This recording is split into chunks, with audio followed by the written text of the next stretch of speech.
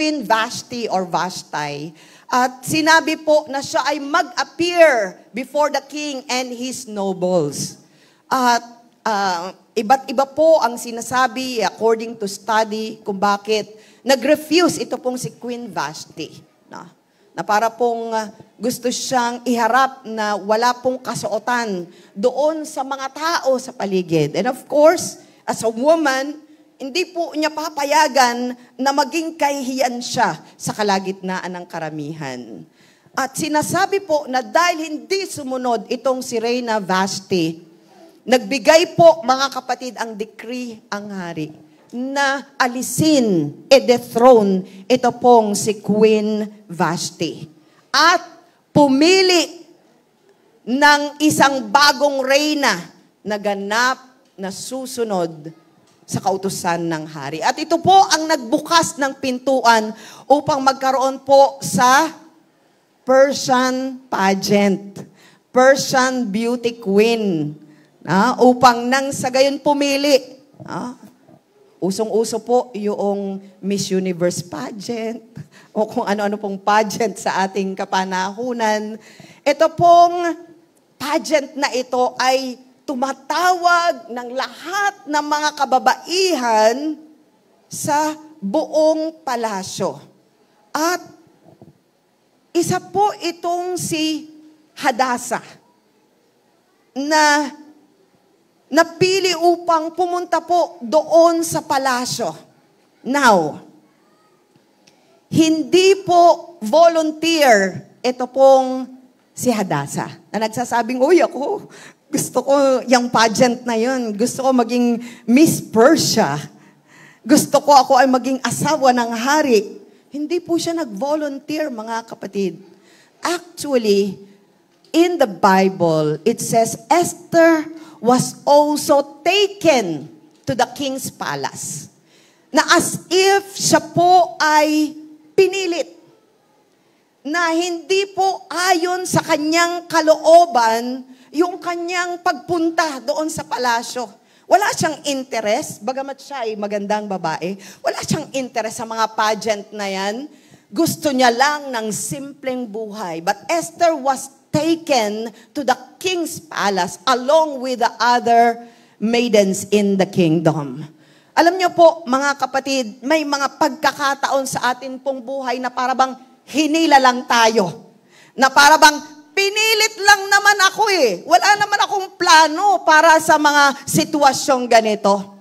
So like Esther, you may feel like life pushed you into a season you didn't ask for. Ayoko naman ang ganitong buhay eh.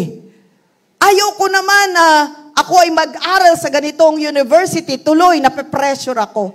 Ayoko sana ng ganitong trabaho, mas gusto ko, mas pangarap ko yung maging engineer kaysa maging doktor o kung ano pa man. Yung plano sana natin, hindi po yun ang kadalasang nasusunod. But always remember, it may not feel that it is your season, but heaven has a hidden agenda. Hallelujah. A divine plan you may not yet understand. Kaya kung nagtatanong tayo, Lord, bakit mo ako dinala sa ganitong sitwasyon? Bakit ganito ang naging problema ko? Bakit ganito ang naging posisyon ko sa sitwasyong ito? Always remember, God allows things to happen because He has a divine purpose. He has a hidden agenda. Ang kailangan nating gawin, mga kapatid, magpasakop tayo sa kalooban ng Panginoon. Lord, ano ba ang plano mo sa buhay ko? Maring hindi ko naintindihan ngayon, pero hayaan mo, O Diyos, na magtiwala lang ako sa iyong banal na kapangyarihan. Hallelujah. Hallelujah. Ayaw mo ng karamdaman na iyong tinataglay ngayon. Ayaw mo sa pamilya na kinabibilangan mo ngayon dahil maaring broken family. Ayaw mo sa sitwasyon mo ngayon, walang trabaho, puno ng kalungkutan at pagdadalamhati, puno ng pakikipagbaka. But always remember, you may feel like life pushed you into a season you didn't ask for. But heaven has a hidden agenda. Napakaganda po ng nakalagay sa Psalm 37:23 to 24.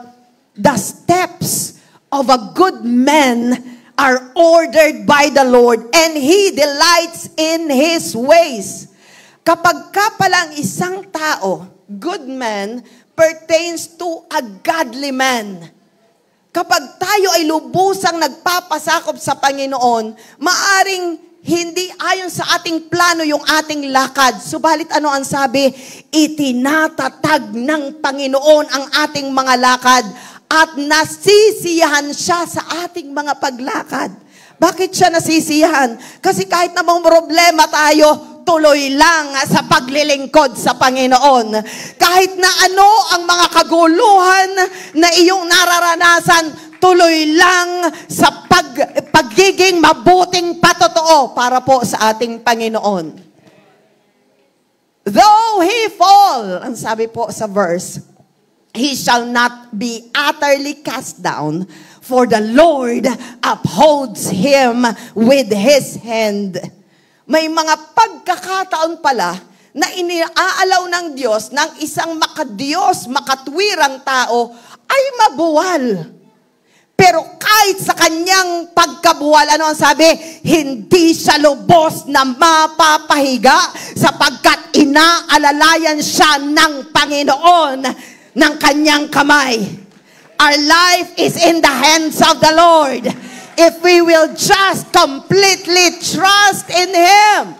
Trust in the Lord with all your heart. Lean not on your own understanding. In all your ways, acknowledge Him, and He shall direct your paths. Hallelujah. Salamat may ganyang mga salita ang ating Panginoon na magbibigay sa atin ng direksyon sa ating mga paglakad. Although we walk in the direction that we have not planned before. Sinasabi po, mga kapatid, na may mga pagkakataon sa ating pong buhay, sabi ko nga kanina, parang tayo itinulak lang, parang wala, no? Kumbaga, disqualified ako. Sino ba naman ako para sumali dyan? Ako ay isang Hudyo, ako ay isang ulila, wala akong magandang qualification. But always remember, although you may feel disqualified, but actually, you are being positioned by the Lord. Ang Diyos ang siyang bahalang mag-preserve sa atin doon sa lugar na paglalagyan niya sa atin.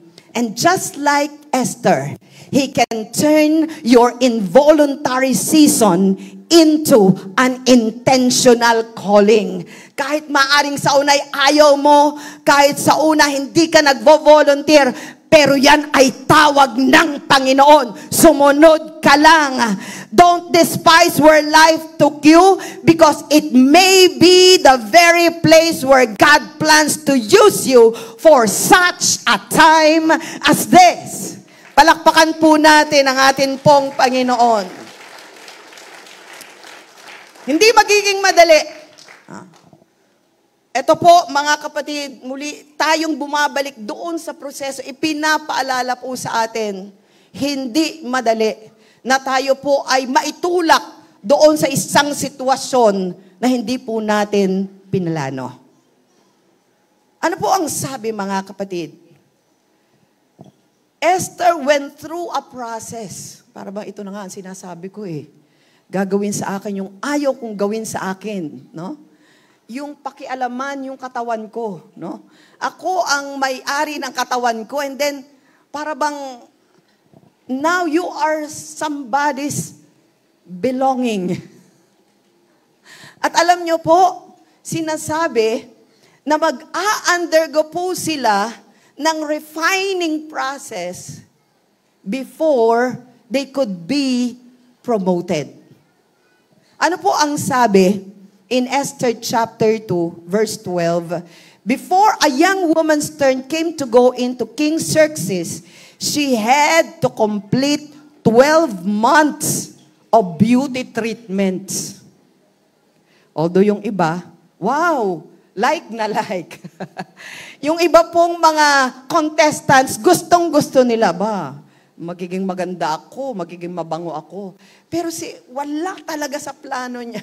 Ito pong si Esther. And then 12 months, 6 months with oil of myrrh, and 6 months with perfumes and cosmetics. Grabe po, no? Kung saan-saan ka ilulubog. Kung saan-saan ka po talagang kukuskusin ang iyong balat. Lahat na ng pagpapagandang gagawin sa'yo, pero hindi po yun maalwan. No? Sige nga, magpa-facial, ano ka nga. No? Yung kung ano-anong bubunutin dyan at kung anong aalisin sa iyong mukha o kaya naman sa iyong balat, lagi pong may pain. Hindi po madali. And so the first one is the oil of myrrh. Alam niyo po ang myrrh, it was used in embalming. Doon po kapag ka iniimbalsa mo, ginagamit po itong myrrh. But at the same time, for anointing. Kailangan po na magkaroon sila ng pagkababa dito po sa oil of myrrh. At sa scripture po, mga kapatid, it often symbolizes death, suffering, and consecration. So spiritually speaking, kung hindi man tayo si Esther, pero yung proseso, animoy gayon din ang ating dadaanan para po tayo, mga kapatid, ililibing. Para tayong pahihirapan. Para tayo talagang pakakabanalin at hindi po yon maalwan. So, nire-refine po ang ating character upang nang sa gayon lubusang mahayag ang kalooban ng atin pong Panginoon. And during this time, there must be surrender and purification, which is not an easy process. Grabe mga kapatid, nais natin na tayo mga kapatid ay gamitin ng Panginoon, magpasailalim tayo sa proseso na tayo po ay kanyang papakabanalin sa pamagitan ng pagpapahid, paglulubog doon sa oil of myrrh. So ito po yung kapanahunan na yung ating pride, na yung ating impatience, na yung ating pong selfish ambition, ito po mga kapatid ang ilulubog. Doon po sa oil. Pero ito po ay may banal na layunin. God uses this time to build inner strength and spiritual depth in our faith in Him. Hallelujah. Handa ba tayo mga kapatid na malibing spiritually? Aray ko, no? 6 months. And then the next 6 months, eto na, perfumes and cosmetics. So kapag natapos na po mga kapatid yung season of dying, comes the season of adorning. Papabanguhan naman sila na animoy yung bango kapit sa balat. Alam nyo yun? Hindi yung shhh, yung mabango na. Hindi po.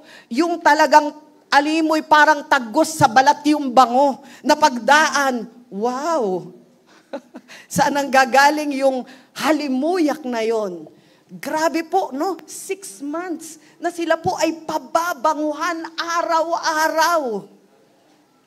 Alam niyo po, spiritually speaking, the perfumes represent the Christ-like character. Ibig ba natin maging mabango? Tayo po ang mabangong samyo ng ating Panginoong Hesukristo. The Bible says, "For we are to God the pleasing aroma of Christ." Tayo po yung Espiritu ng Diyos. Dahil tayo po ay nagpasakop na sa kalooban ng Panginoon, yung Espiritu ng Diyos, mga kapatid, ang siyang mananahan sa atin. At ang kanyang kaluwalhatian na ang mahahayag sa atin pong buhay. So, ibig pong sabihin, mga kapatid, the more na tayo ay bumabango spiritually, the more, mga kapatid, nakikita ang larawan ng Panginoon sa bawat isa sa atin. 12-month season. Kung sa atin po, hindi lang po isang taon ang atin pong spiritual purification. Kailangan po natin, mga kapatid, day in and day out, month in and month out, year in and year out, hanggang tayo po ay nananampalataya sa Panginoon. Patuloy po tayong magpapunas ng oil of myrrh, patuloy po tayong magkaroon ng pabango upang ang Panginoon mismo ang lubusang mahayag sa atin pong mga buhay. This season is a time of stretching, of pruning, of secretness in the presence of the Lord.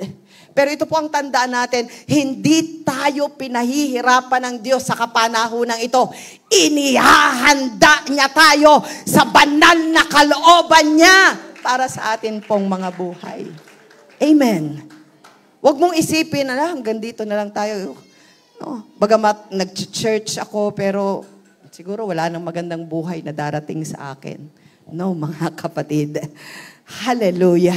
Ang Diyos po ang siyang nagpapaganda ng buhay natin. Ang Diyos po ang siyang magpapabago ng mga sitwasyon na atin pong nararanasan. Hayaan po natin na unti-unti na magkaroon po ito ng kaganapan sa atin pong mga buhay.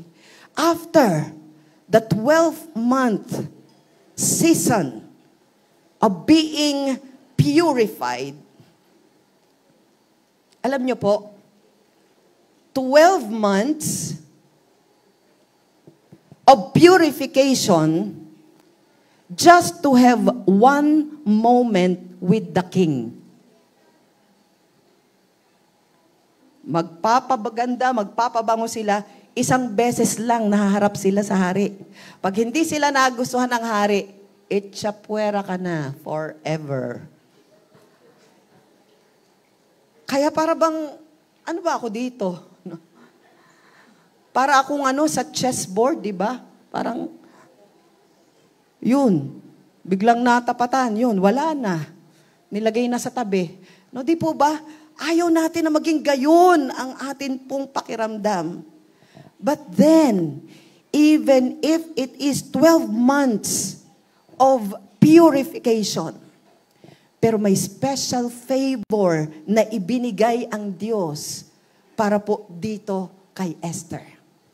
She was favored by the king.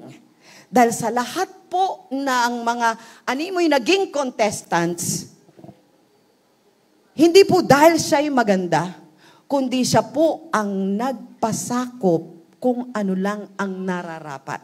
Kaya natuwa po sa kanya yung katiwala ng hari. Kasi yung iba, pwede daw gumamit ng lahat ng mga alahas. Sige, kunin natin ang lahat ng mga alahas. Pwede raw magpabango. Sige, kahit isang araw ay 100 splash ng perfume, okay lang. So nagkaroon po sila ng kawalan ng disiplina. Pero itong si Esther, nagpasakop siya kung ano lang ang nararapat. Up to the point that she was crowned in God's perfect time. She was positioned with God's purpose. Pero ito, mga kapatid, many believers misinterpret their current season. Nandiyan na.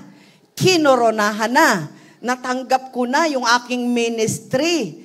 Ginagamit na ako sa pagtuturo. Ginagamit na ako dito sa unahan. Umaawit na ako. No? May mga ministries na tayo. Nagiging visible na tayo sa church. But let's always remember na ang ating current season ay hindi para magkaroon ng pansariling layunin. We think being crowned means we have arrived. O, andito na ako. Tapos na. Hindi po, mga kapatid. That's just the beginning. In truth, God sometimes promotes us ahead of the crisis so we can be in place during the crisis. The crown is not a conclusion. It is a preparation. Grabe ang Panginoon, ano? Bago magkaroon ng problema doon sa kaharian, involving the people of Israel, nakaposisyon na itong si Esther, magiging reyna. Walang nakakaalam ng kanyang identity, walang nakakaalam na siya ay Hudyo. Kaya mga kapatid, yung secrecy, mayroon po yan mga kapatid na valuable asset din sa bawat isa sa atin, no? Minsan, lahat na lang doon sa Facebook, inilalagay natin, kaliit-liit ang mga bagay. But let's allow the Lord that for whatever secret He is preparing for us, just at the right time, doon niya i-reveal at magugulat na lang ang lahat sapagkat nandoon ka ayon sa kapanahunan at kaparaanan ng atin pong Panginoon. Inihahanda ka niya. May parating na problema, may parating na anumang pagsubok, pero at that moment, inihahanda ka na ng Diyos upang kung dumating ang problema, nandyan na ang solusyon. Kailangan ka lang maging handa upang ganapin ang iyong posisyon sa plano ng ating Panginoon. So sometimes hindi natin maintindihan, but let's understand God's timing. He has made everything beautiful in His time. Kaya, wag tayo mga kapatid magtaka sa mga pangyayari sa atin pong buhay. The Bible says in Philippians 1:6, He who began a good work in you will carry it on to completion until the day of Christ Jesus. Sino po ang nagsimula ng mabuting gawa sa bawat sa atin? Walang iba kundi ang ating Panginoon. Ang Diyos hindi nagsisimula at bahala ka nang tumapos niyan. Ang Diyos, pag sinimula niya, tatapusin niya ito. Sisiguraduhin niya na may kompletong kaganapan ang kanya pong kalooban at plano para po sa ating mga buhay. Come on, palakpakan po natin ang ating Panginoon. Siya po ang nagbibigay sa atin ng ganap na kapakumbabaan upang at the point that we are being crowned, at the point na tayo po ay ginagamit na doon sa aspeto na minsan po mga kapatid ay unay hindi natin maintindihan, pero noong sumunod tayo sa kalooban ng ating Panginoon, na-discover natin, ito pala ang layunin ng Diyos sa aking buhay.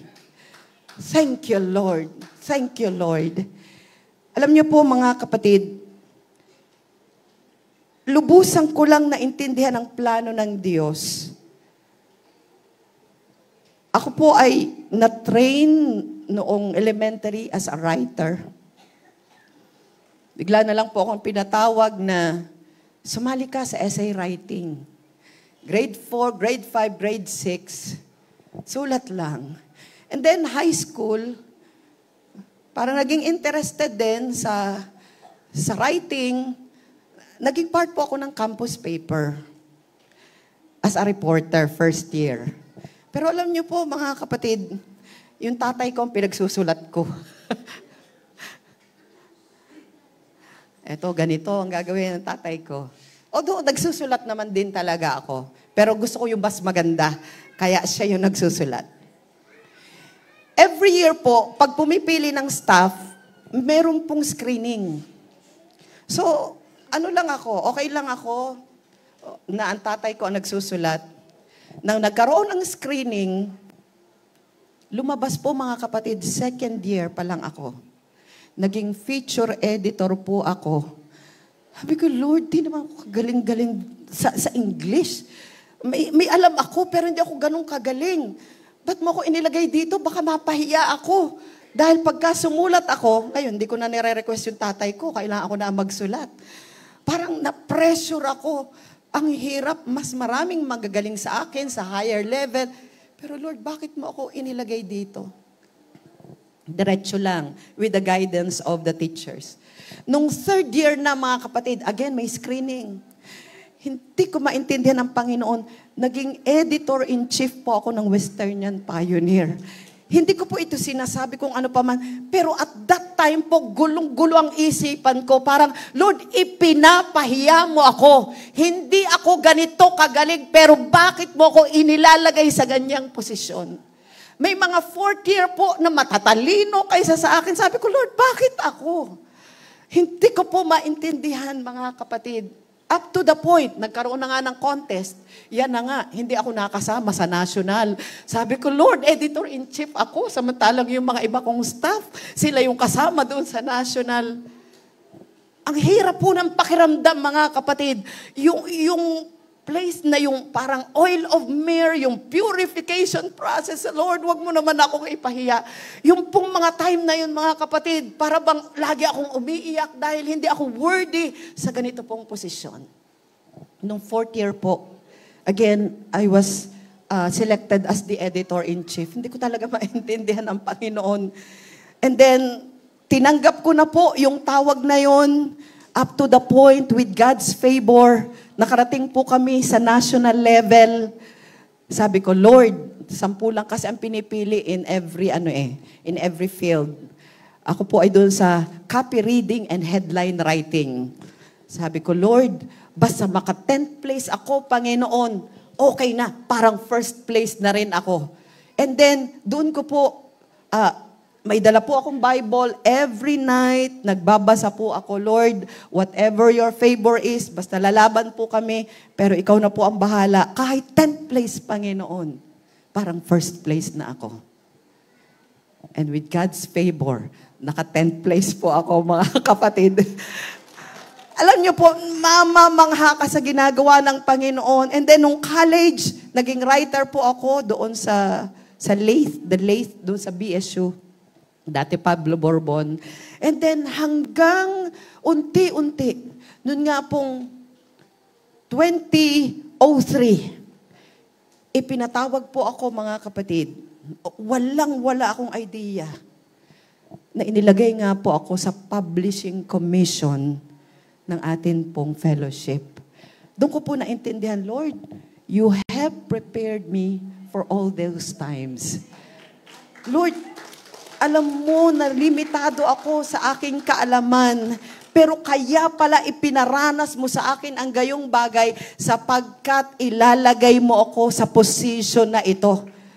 Pero hindi pa po madali, mga kapatid, yung years na yon, dami pang mga dapat baguhin. But I thank the Lord, up to now, binibigyan pa rin po ang inyong lingkod ng pagkakataon to serve, no? Sa position pong ito, mga kapatid. Alam niyo po, ang Diyos ang magbibigay ng pagkamangha sa inyo doon sa espesyal na ministry, doon sa talento o kaloob na ibibigay niya sa bawat isa sa atin. Sa una, hindi natin maintindihan. Sa una, parang sinisisi natin siya. Sa una, para bang ayaw nating tanggapin ang kanyang pagtawag. Pero magpahubog lang tayo sa kapangyarihan ng Panginoon. Siya po ang magbibigay sa atin ng promotion at the right time, at the right place, because we have entrusted everything to Him. Come on, bigyan natin ng papuri ang ating Panginoon. Pero lagi nating tatandaan, hindi ito pansarili. Esther held a royal title, but her true purpose wasn't just to wear a crown. It was to save a nation. Lagi nating tatandaan, hindi dapat maging makasarili ang ambisyon natin kapag tinawag tayo ng ating Panginoon.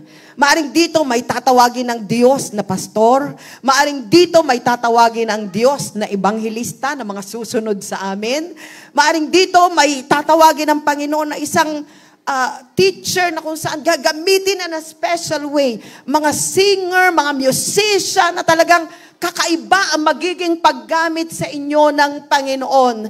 Pero lagi nating tatandaan, this is not for self-exaltation.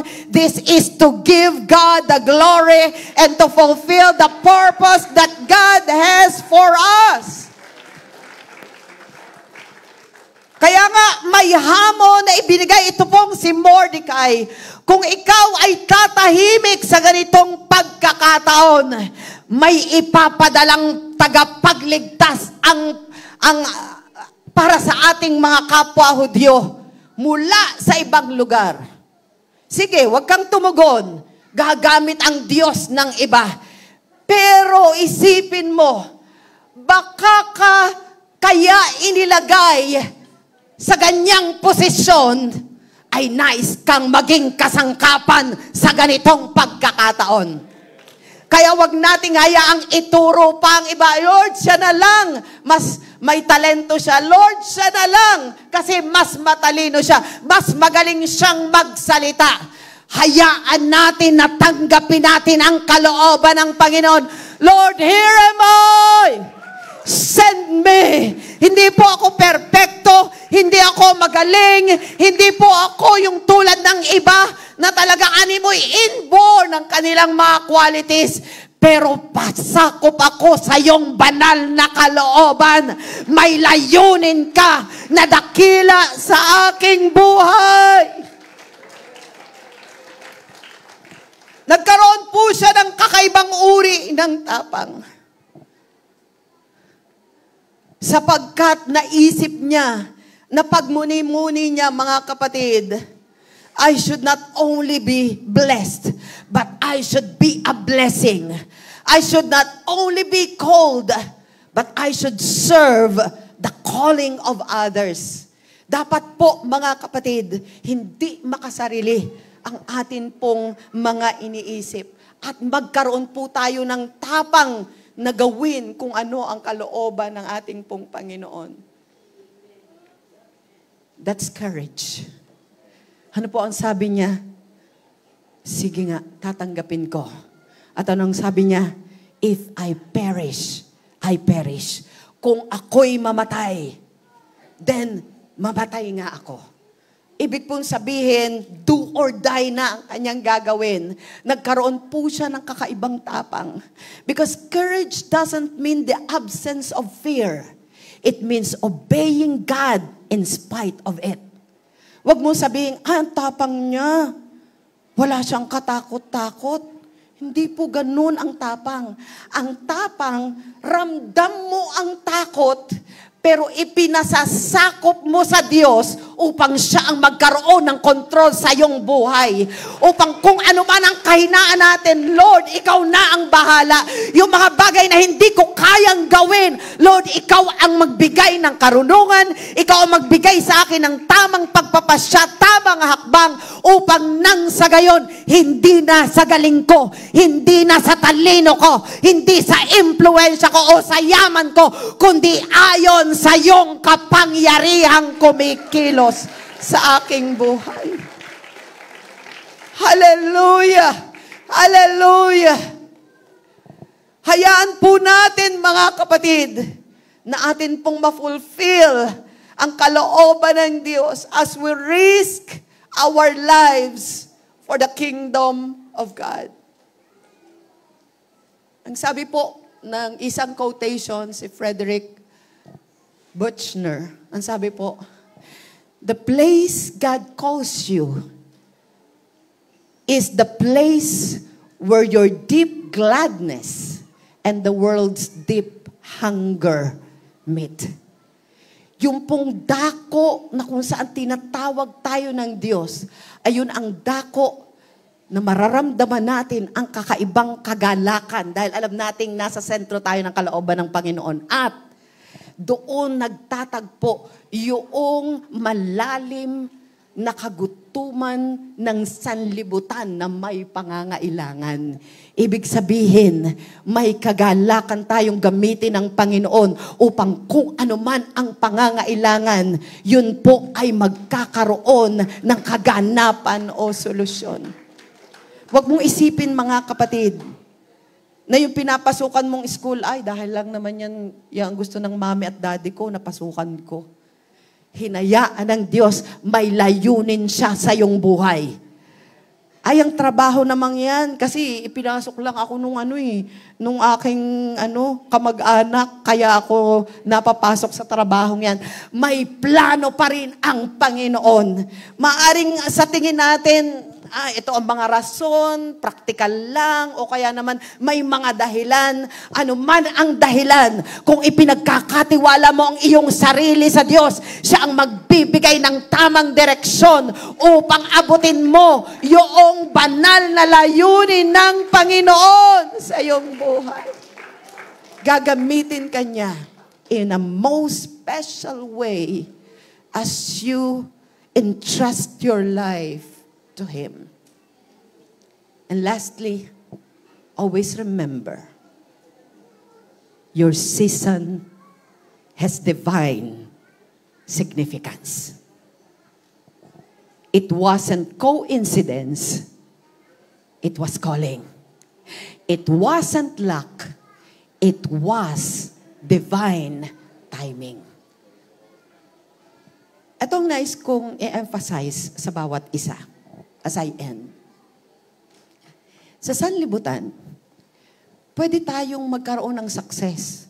Kaya yung iba, ayoko na dyan sa church. Matagumpay naman ako eh. Mga politiko na maimpluwensya, mga celebrity na kilala, mga negosyante na mayayaman, kanila po na sobrang tinitingnan yung pong mga material at mga makamundong mga bagay sa mundong ito. Pero ito ang dapat nating tandaan.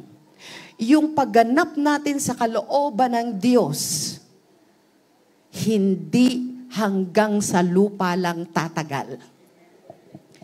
Pag namatay ang isang tao, pagiging politiko lang, pagiging mayaman, o pagiging sabihin nating isang tao na maimpluwensya, pag-alis nila sa mundong ito, maaring may mga monumento na ipatatayo sa kanila. Patuloy na ulit-ulitin ang kanilang pangalan hanggang dito lang sa lupa. Pero ang banal na kalooban na nais ng Diyos na ganapin natin, pagkatapos na tayo magbigay na magandang impluensya sa mga tao sa ating paligid, may eternal na kahalagahan. At ito ang bibigyang gantimpala ng ating Panginoon. Maaring wala tayong trophy o medal o special recognition dito sa mundo, pero doon sa kalangitan, magbibigay ang Panginoon ng rewards and recognition dahil tinupad mo ang banal niyang layunin sa iyong buhay. Your season has divine significance. Your calling has the perfect timing of the Lord. You were made for this moment. Yung pamilya mo, mga kapatid, maaari ikaw ang tinatawag upang ma-break yung mga generational mga curses sa inyong buhay. Ang iyong pagpasok doon sa kampo, sa opisina o sa kumpanya, you carry the light of our Lord Jesus Christ. Sa iglesyang ito, mga kapatid, habang ginagamit mo ang mga kaloob at ang nais ng Panginoon sa iyong buhay, you were made for more. This generation will be affected by your godly influence just because you followed the calling of the Lord in your life. Hallelujah. Hallelujah. Hallelujah. Iniling ko ang bawat isa ay tatayo. Step into what you were made for. Lord, ano ang inilalagay mo sa aking puso? Ano ang direksyon? Ano ang hakbang na nais mong gawin ko sa aking buhay? Lord, alam mo ang kakulangan ko bilang tao. Alam mo, Panginoon, na hindi ako perpekto. Alam mo, O Diyos, ang aking mga kasalanan. Lahat ay po pwede nating sabihin sa Panginoon na dahilan. But for such a time as this, ikaw ay iniligtas ng Panginoon. Ikaw ay kanyang tinawag at ipinuposisyon kanya ngayon sa kanyang banal na kalooban upang tuparin ang isang gawain na kung susundin mo, ganap at ganap ang katuparan ng plano ng Panginoon sa iyong buhay. Hallelujah! Hallelujah! Hayaan natin, mga kapatid, na gamitin tayo ng Panginoon in a special way. May not be according to our plan. May not be according to our dream or ambition. But then, hear the calling of the Lord in your life. Ano ang ipinapagawa niya sa iyo? Ano ang ministry? Ano ang gift, spiritual gift? Ano ang talento na nais ng Diyos na gamitin mo? Hindi para ikaw ay tanghalin na magaling, kundi upang mahayag ang kapangyarihan ng ating Panginoon. Lord, what is my place in your kingdom? Bakit mo ba ako iniligtas? Bakit mo ba ako tinatawag? Ano ang akmang lugar na dapat kong kalagyan sa iyong kaharian upang hindi masayang ang aking buhay? Upang hindi masayang ang anuang ipinagkaloob mo na talento, na regalo mo sa akin. Lord, isang araw, haharap ako sa iyo. At masasabi kong, Lord, hindi ako sakdal, hindi ako perfect. Pero sa tulong at gabay ng iyong Santong Espiritu, tinupad ko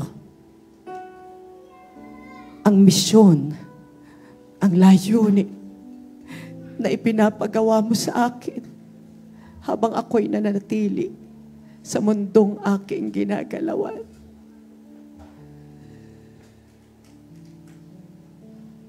There is nothing more wasteful than a wasteful life. Sayang ang buhay kung hindi natin ito gagamitin upang magbigay ng kaluwalhatian sa Diyos na lumikha sa atin. We were created to give glory and pleasure to our Creator. We were created to be used by the Lord as a channel of blessings in this world. Kamusta ang ating buhay? Kamusta ang ating pagsunod sa kanyang banal na layunin sa bawat isa sa atin? Hanggang ngayon ba ay question mark pa rin kung ano ang layunin sa iyo ng Diyos. Hindi ko sinasabing malaman natin ang lahat agad-agad. But as we walk step by step in the direction God wants us to walk on, we know that we are obedient. We know that we are submissive. We know that with our best and with His grace, we are following His lead in our lives. Hallelujah. Hallelujah. Let's put our life in the hands of the Lord. Huwag nating hayaan na magplano tayo ng tayo lang. Huwag nating hayaan na kagaya ng awit, I did it my way. I reached the top because of my power, because of my intelligence, because of my great talent. Yan ang sasanlibutan. But let's say to Him, Lord, I did all this because your power manifested, flowed, and worked powerfully in my life. Hindi ako ang nahayag, hindi ako ang nakita, kundi ang kapangyarihan mo sa buhay ko, O Diyos. Hallelujah! Hallelujah! Hallelujah! As we come before the Lord this morning, parang hindi gayon kapalapalakpak ang ganito pong mensahe. Subalit magkaroon nawa tayo ng realization, Lord. Use me for your glory. And may I understand your perfect will in my life. May I obey whatever you want for me to accomplish. Here am I, Lord. Send me. Here am I, Lord. I'm saying yes to you. Hallelujah. Hallelujah. Ano ang ipinapagawa sa iyo ng Diyos? Saan kayo pinupush ng Panginoon? Kahit ayaw mo. But once you're there, you will feel a different kind of joy. A different kind of peace in your heart. Because you know that you are entrusting everything to Him. At gamitin mo akong kasangkapan. Kagaya ni Esther, Panginoon. Hindi lang siya basta naging reyna dahil sa kanyang kagandahan. Naging reyna siya dahil sa iyong banal na kalooban at sa pagsunod niya sa iyong paggabay sa kanyang buhay. Hallelujah! Lord, we were made for more. Higit pa sa aming iniisip ang nais mong iparating. Ang nais mong kalagyan ng bawat isa sa amin. Hindi lang kami hanggang dito. The best is yet to come for your people. The best is yet to come for each believer who entrusts his or her life to you. Hallelujah! Hallelujah! Panginoon. Hayaan mo na ang Panginoon ang siyang mangusap sa'yo. What is my call in His kingdom? What is my ministry in this church? What will be my service to other people? Upang mahayag ang liwanag at ang kaluwalhatian ng Panginoon. Higit at higit ang layunin ng Diyos sa buhay mo. Kaya huwag kang masatisfy kung ano lang ang iyong natatamasa sa pagkakataong ito. Hallelujah! Oh yes! We were made for more. Higit at higit ang layunin ng Diyos sa pagkalikha sa bawat isa sa atin. Matanda na ako. May layunin pa sa iyo ang Diyos.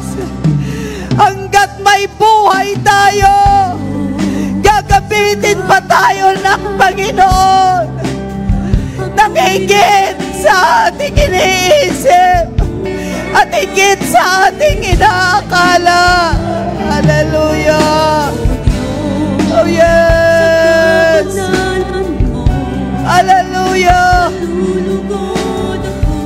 Ialay mo ang iyong sarili sa Panginoon.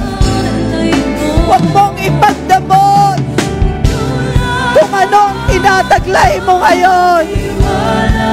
Yan ang gagamitin ng Diyos upang mahayag ang kanyang layunin sa iyong buhay. Hallelujah! Come on! Oh God!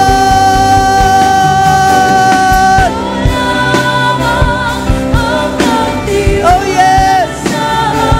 Mga tatay, mga nanay, mga kabataan, mga maliliit na bata, mga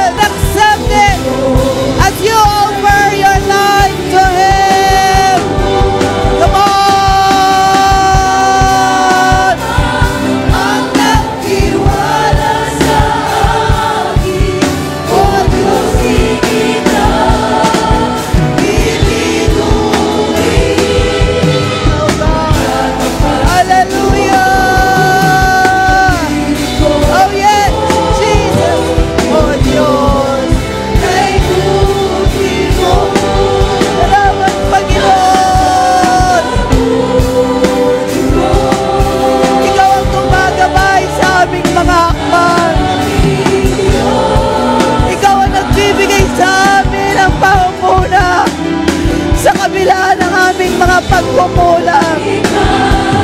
Thank you, Lord, for your word, that we were made for more, that the best is yet to come for us. Oh, yes. Di ka nagbabago.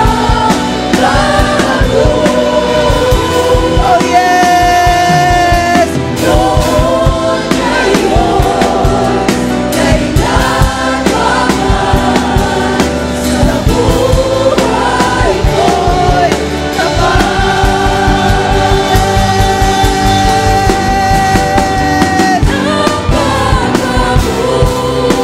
thank you, Lord.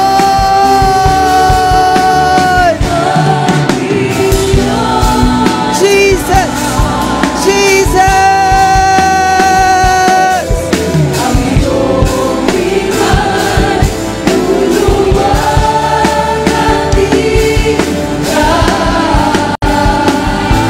Napakabuti mo, O Diyos. Hallelujah. Di ka nagbabago. Oh God, ngayon, kailan pa man sa buhay ko'y Jesus. Hallelujah, hallelujah, hallelujah, mga kapatid. Let's offer our lives to the Lord. By this time, mga kapatid, hayaan natin na may alay natin ang ating sarili sa Panginoon. Lord, here I am. Here I am before you. Mga kapatid, if you want to offer your life to Him, hayaan natin ang basbas ng Diyos ang siyang sumatin. Yung ating dalawang kamay, ulo. Let the anointing of the Lord be upon us. Let us have a prayer right now. Lord God, here I am before you. Lord, alam mo ang aming mga kahinaan. Alam mo, Diyos, ang aming mga excuses, ang aming mga dahilan, ang aming mga kasalanan. Subalit sa salita na nahayag, O Diyos, hayaan mo, Panginoon, na may alay namin ang aming sarili. Patawarin mo kami, O Diyos, sa aming mga kasalanan. Patawarin mo kami, O Diyos, sa aming mga dahilan. Patawarin mo kami, Panginoon, kung mayroon kami, Panginoon, na mga pag-ayaw at pag-alinlangan sa iyong banal na kalooban. Lord, nakapatong ang aming mga kamay sa aming ulo. Lord, humingi ng pagbabasbas na nagmumula sa iyo. Sa pangalan mo, Panginoong Jesucristo, basbasan mo ang bawat isa na naririto. At gabayan mo, O Diyos, sa iyong dakilang layunin at plano sa aming pong buhay.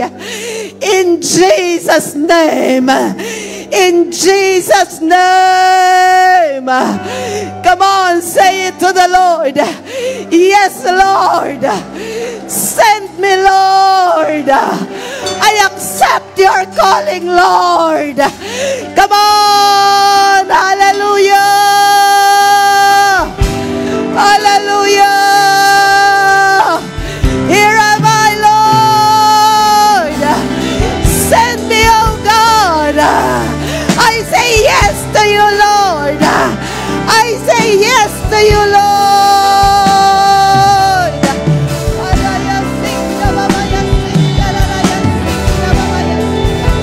Come on.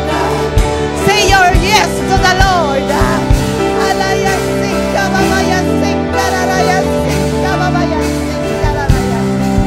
Let it come from the heart. Let it be true. Hallelujah.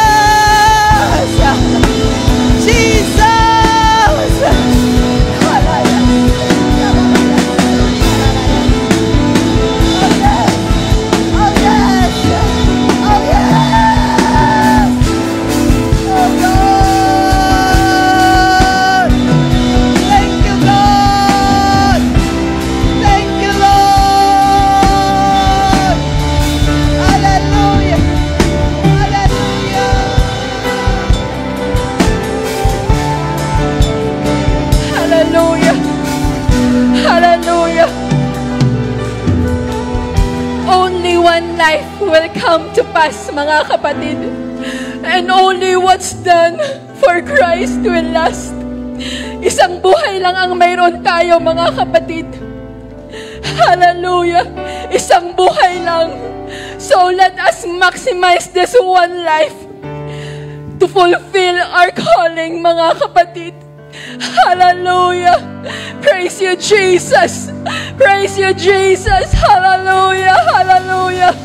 Hallelujah! Hallelujah! Hallelujah!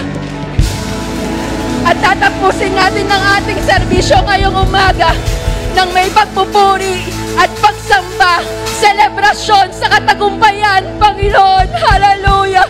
Praise you, Jesus! Praise you, Jesus!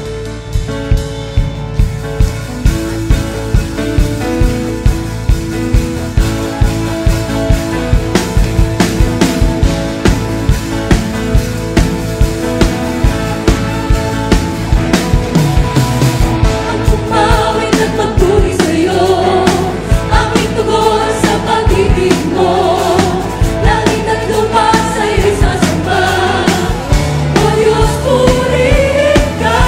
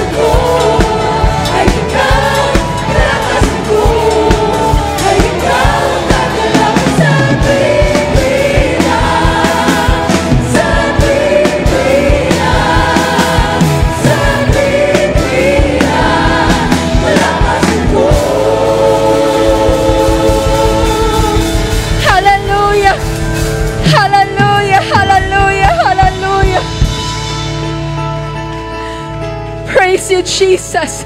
Panginoong Jesus, kami ay lubos na nagpapasalamat sa iyo, Panginoon, sa iyong mga salita, Panginoon, na ipinahayag sa amin sa kalagitnaan. Itong Panginoon, sa umagang ito, O Diyos, patuloy ka naming tinataas, patuloy ka naming pinararangalan, patuloy ka naming dinadakila, Panginoong Jesus. Salamat sa patuloy na pag-encourage sa amin, Panginoon. Salamat sa patuloy na motivation mo. Salamat, Panginoon, sapagkat kami pinili mo. Kami tinawag mo, Panginoon. Dalangin namin, Panginoon, na patuloy kaming magkaroon ng katapangan, Panginoon, na sumunod sa iyo nang may pananampalataya. Hindi man namin alam kung saan patutungo ang aming buhay. Hindi man namin alam, Panginoon, kung saan kami dadalhin, Panginoon, ng buhay na ito. Subalit kami nananampalataya na kung saan mo man kami papalakarin, Panginoon, naroroon ang iyong proteksyon, naroroon ang iyong pagpapala, naroroon ang iyong biyaya na palaging aabot sa amin, Panginoon. Lord, we pray, Panginoon, na tulungan mo kami, turuan mo kami na patuloy naming lakaran ang iyong mabuting kalooban sa aming mga buhay. Align our hearts, Panginoon, sa iyong mga salita, na huwag kaming lalayo, huwag kaming mapapagod, huwag kaming susuko, Panginoon. Bagamat ang buhay ay tunay na mahirap, ang buhay ay hindi madali, Panginoon. Subalit salamat dahil naroroon, Panginoon, na ang lahat ng bagay ay iyon ang napagtagumpayan. Hallelujah! Hindi kami dapat matakot o mag-alala sapagkat kung paano ikaw ay nagtagumpay sa mundong ito, ganun din, Panginoon, kami ay magtatagumpay. Hallelujah! We pray, Panginoon, for Pastora Irene Chavez, Panginoon, sampu ng kanyang buong pamilya, ng kanyang ministry, Panginoon. Patuloy mong pagpalain, Panginoon, ang lahat ng gawa ng kanyang mga kamay. Patuloy mo siyang iingatan. Patuloy mo siyang bibigyan ng malakas at malusog na pangangatawan at saan mo man siya dalhin, Panginoon, hayaan mo na ang iyong anointing at pagpapala, Panginoon, ay sumakanya, Panginoon. At sa lahat ng aming mga gawain, Panginoon, patuloy mong pagpalain, Panginoon. Patuloy mong hawakan ng bawat isa sa amin, Panginoon. At kami muling babalik, Panginoon, sa aming simbahan by next week. Bit ang mga testimony, ang mga pagpapala at biyaya, Panginoon, ang bagong kalakasan, ang bagong kagalakan, Panginoon, na nagmumula sa iyo. Hawakan mo kami sa isang buong linggong parating, Panginoon, as we entrust our lives to you, Panginoon. We love you, Jesus, at ikaw lamang ang patuloy naming tinataas, niluluwalhati sa aming mga buhay. Sa iyo ang pinakamataas na papurit pasasalamat. In Jesus' name we pray. Amen. Amen. Hallelujah! Hallelujah! To God be the glory, mga kapatid.